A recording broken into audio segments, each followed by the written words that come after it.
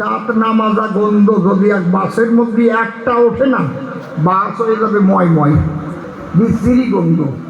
কত স্বামী স্ত্রী ডিভোর্স হয়ে গেছে দাঁতের গন্ধ চোখে। মাইনি সত্যি কথা, চোখ ছুঁয়ে করছে একদম বিশ্রী গন্ধ। তা এখন এই জামাই যখন শ্বশুর বাড়ি গেছে, যাই শাশুড়ির ঘরে যে করছে মা ভালো আছে, বকা করে গন্ধ বেরোয় শাশুড়ির নাকে ঢুকেছে।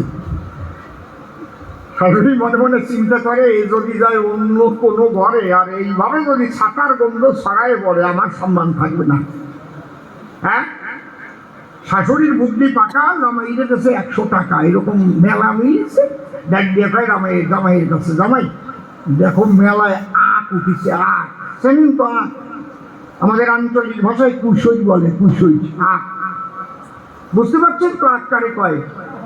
শাশুড়ি মনে মনে চিন্তা করে, আসলা আখ যদি কিনে ছুলিয়ে ছুলিয়ে খায়, তাহলে ছোলার সময় কাটিয়ে কাটিয়ে যদি ছাতা খানিক যায়, আখ কিনার জন্য 100 টাকা দিতে, ও যাইয়ে দেখে একজন কালো জাম নিয়ে বসে রয়েছে। আখ আর কেনে নাই, কি খবরে ভাই, ওই জাম কিনে জম্বের খা খাইছে, আরো ছাতার উপর দিয়ে আরো পড়িছে, প্লাস্টার হয়ে গেছে, প্লাস্টার প্যারিস। এখন আর মুখ বন্ধ হচ্ছে না, আবার বিটি নিয়ে বিস্কুট কিনে খাইছে, পুরে লাগা লাগিয়েছে। এইবার শাশুড়ির কাছে গেছে, শাশুড়ি কয় বাবা খাইছো, গাই না জাল খাইছি আর বিটি নিয়ে খাইছি। ওরে কপাল পোড়া, ছাতা ছাড়াতি পাঠালাম আর জড়াই নিয়ে আইছিস।